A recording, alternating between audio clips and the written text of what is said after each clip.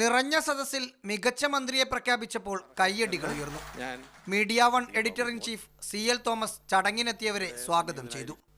Media one group editor O Abdurahman അധ്യക്ഷനായിരുന്നു.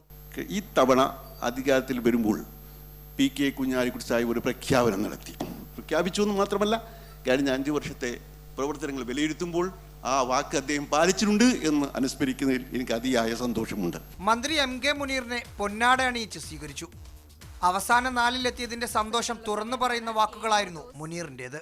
എനിക്ക് എന്നെ ഈ 4 പേരുടെ കൂട്ടത്തിൽ വരുത്തിയതിൽ ഉള്ള നന്ദി പറയുന്നതോടൊപ്പം ആ അംഗീകാരം ഞാൻ പൂർണ്ണമായും എൻ്റെ പിതാവിന് സമർപ്പിക്കുകയാണ്.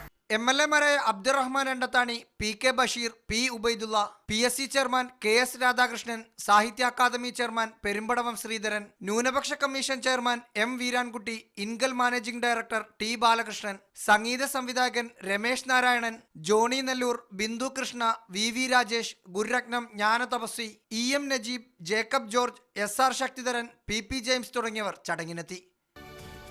AM മോട്ടേഴ്സ് ഫൗണ്ടർ ഐമൻ മുഹമ്മദും സഞ്ജീവനി ഹെർബൽസ് ഡയറക്ടർ മോഹൻകുമാറും PK കുഞ്ഞാലിക്കുട്ടിയെ പൊന്നാട അണിയിച്ചു. മീഡിയ വൺ ഡയറക്ടർ വയലാർ ഗോപകുമാറിന്റെ നന്ദി പ്രസംഗത്തോടെയാണ് ചടങ്ങ് അവസാനിച്ചത്. Media one, Thiruvananthapuram.